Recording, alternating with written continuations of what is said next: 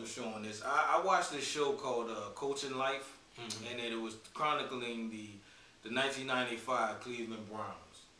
You know, and like I said, we hold Cleveland close to our heart. Yes, we do. You know, we got family. Yes. Up there, and you know what I'm saying. Like I said, when we were younger, we went to the Hall of Fame, and we used to watch the Browns play. Yeah. When we stayed with our grandmother. And it was painful to watch them then. Very painful. But there was the '95 Browns. Tell you a story. The '95 Browns were a phenomenal team. Right. They had not a lot of people know that. Not a lot of people know that. Not a lot of people know that.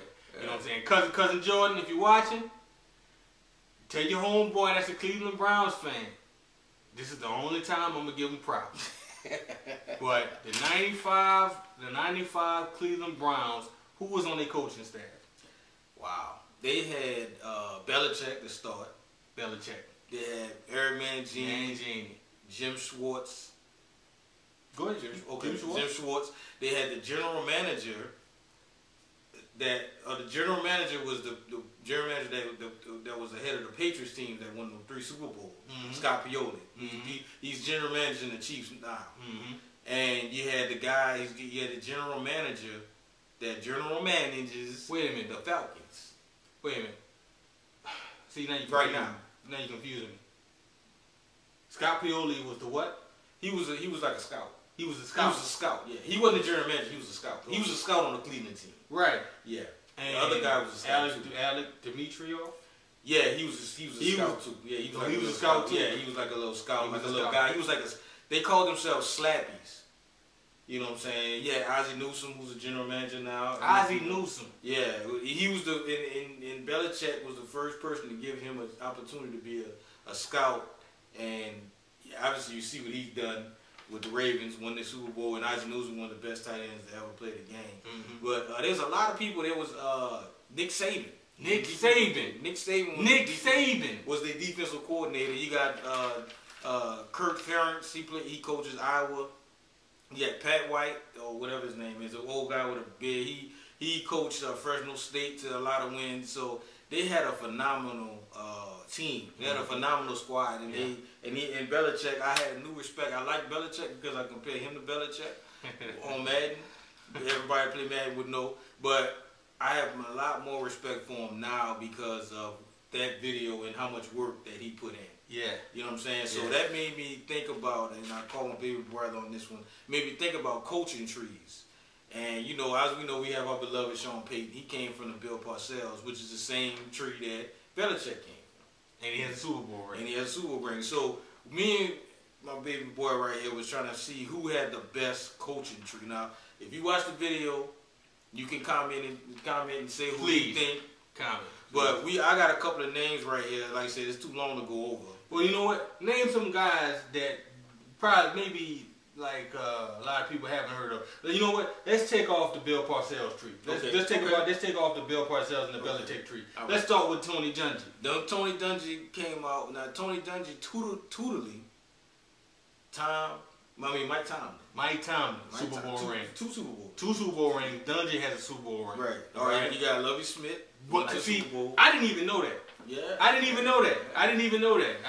Jim Caldwell. I mean, he coached a couple years, but he took his team to the Super Bowl, even though that was Dungy's leftovers. But he still got him there. Just like Barry Switzer. Yeah, Barry Switzer and John Gruden. That's another tree. That's another pretty damn good tree too. Really? He came from Holmgren's tree. See, and Holmgren came from who? Bill Walsh. Yeah. So you got Herb that was in Dungy's tree, and you got Monty Kiffin. And all them boys was in Tampa Bay at the same time. Yep. You know. So I mean, and you look at Mike Holmgren. We just talked about him. He got John Gruden, Dick Duran, Steve Mariucci, Andy Reid, Ray Rhodes, Mike Sherman, and Jim Moore Jr. Wow. You know, that's Mike Holmgren's, you know what I'm saying, tree. You got Andy Reid had Brad Childress, John Harbaugh, Steve Spagnuolo.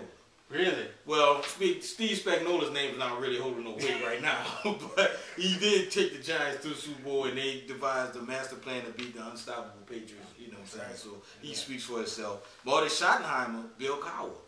Really? Bill Cowher was under Marty Schottenheimer? Marty Schottenheimer. Wow.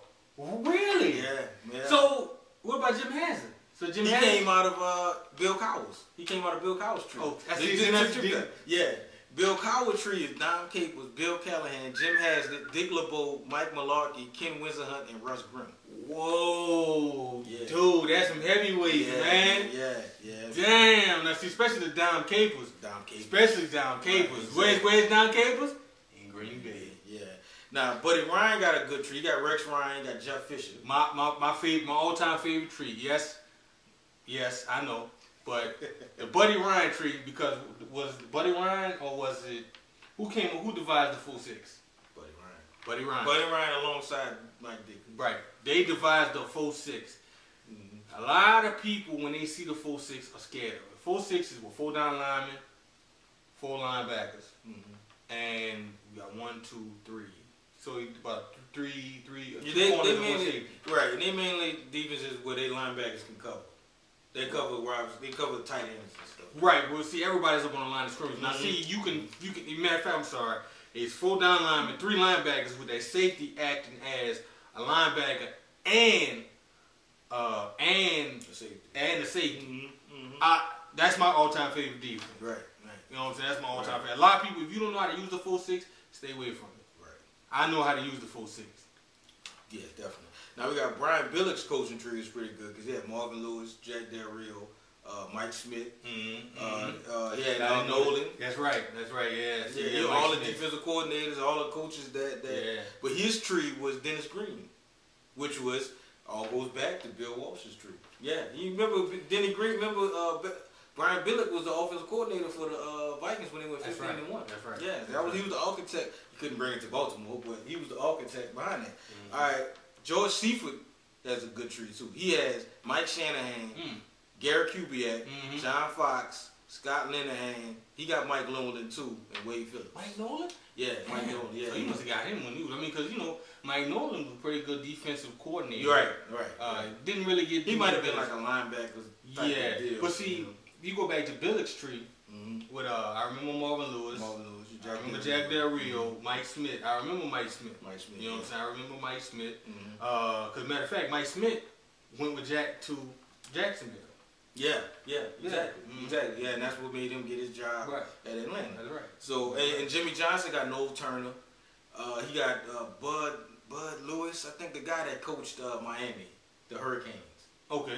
He was on his staff. I gotta look his tree up more, but because he got more players that was on that Dallas team. Right. That became very successful. Right. You know what I'm saying? And like I said, all the trees go back to Bill Walsh, George Seifert, Mike Holmgren, Dennis Green, Brian. All of the So the main reason why I want to say that is any team, you can go old school where Bill Parcells had Billick, Romeo Crennel. I mean, all these guys, every team that you watch, you look at them, they came from one of these trees that we just named. Not only that, but now when I watch football, since we noticed that in light of this new evidence, now I understand why there's so much parity in the NFL.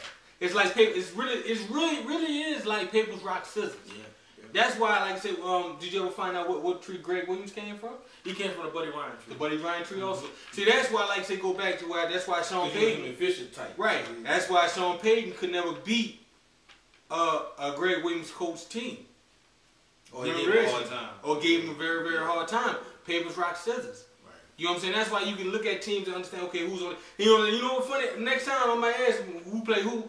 Okay, who's on the coaching tree? You know what I'm saying? Because that could be, So I mean, just something else added. But you see how deep the roots go. Yeah, and I love that Tony Dungy tree. Oh yeah. I love it. There's not enough black coaches in the NFL, but we're not going there. But I love Tony Dungy tree. Even though Buddy Ryan is my favorite, my number 2 is Tony Dungy. Right. I'm gonna have to go with Parcells' tree because obviously Parcells has the most roots. Well, besides Bill Walsh. Bill Walsh has the deepest roots, but number 2 is Parcells. You know, I think Parcells' tree was the most successful. Yeah. No, I think it's like apples and oranges. Yeah. You'll have to look at the stats and see which coach had the most wins. Right. But I think that Parcells, they might have the most Super Bowl rings, but Walsh's tree, they just reinvented the offense. They got the West Coast offense. So what I'm saying? And like I said, you know, that speaks for itself. They still running that. You know what I'm saying? Still to this day. But ladies and gentlemen, that's our show. You got anything else? The Saints Bounty Gate. Yeah. You know, went back into effect, and Roger Goodell is being asinine about it again. And I know some of you guys have asked that, okay, when the CBA was going on, why wasn't one of these things something that they talked about? Well, in my opinion, and I heard it on the radio, I think John Clayton for ESPN was talking about it. He said that him keeping that power was one of those things that were not that important. And that just goes to show you how athletes, unfortunately, want to get the money right. They want to get the player safety and everything right. And that was one of those issues that got pushed to the back burner, unfortunately. Right, I think the players just mainly want to get on the field. That's what I heard. I think they want to get on the field. And, you know, they didn't think Roger Goodell was going to abuse his power. You know, because my thing is, I still have yet to see the evidence. You know, I mean, you know, I still have yet to, I mean, I think they can still probably appeal. They will. They will appeal. But through them appealing, it's going to keep them on the field. I'm going to be honest with you. I think that this whole litigation and everything might go on for years. Until somebody just says, you know what, screw it, you know. If I was Vilma, I'd just retire. I would appeal it. I'll play a couple he got 6 game checks on his belt right now because, you know, he didn't play, but obviously he's getting paid. You know what I'm saying? So, I mean, why not? I know he's still got maybe a couple of years left in his body, but I would just retire. And then you say, you know, screw you. You can't, you know. Yeah, you can't suspend me. But is it going to, I don't know, man. I mean, like I said, the main thing is you're messing up the Saints' name. You messing up them. You know, he reduced Fajita's for one game, and he reduced Hargrove's one game. And he's not even working. He's not even working right now. But you kept the same suspensions for the Saints players. So he just really got to axe the grind with the Saints. Yeah. Knowing that our defense is struggling, you still want to take. But see, like I said, I just go back to what Greg Williams said in that video, and how prophetic or poetic he's doing that to us. You cut off the head, the body will die. Right. You fine and suspend the coaches, so I'm paying the head, and it's evident we won one game, but our body is dying. Right. You know, our body is dying. So that's what he wants. You know, that's what he wants. That's a shame too. It is a shame, but you know what? That's why I can't understand why the Saints are playing like this. But I think going forward, you know, we put it together this last game. 5 sacks, interception. Yeah. You know, we got some stops on 3rd down, and you know, which is wonderful. But I think that we're going to take this game and build upon it. You know what I'm saying? I think so too. I think that, like I said, we talked about it at the jump on the show, but I think that with them winning, it's going to uplift the city. Yeah. You know, there's a lot of happy people walking around New Orleans right now. You know what I'm saying? Crime rate is down. Crime rate is down. You know what I'm saying? So hopefully it will. I mean, they play Tampa coming back off the bye. Then they got Denver. You know what I'm saying? So hopefully they can get a roll. I mean, Denver's not invincible. There's no invincible team. True. You know, so thanks to the coaching tree.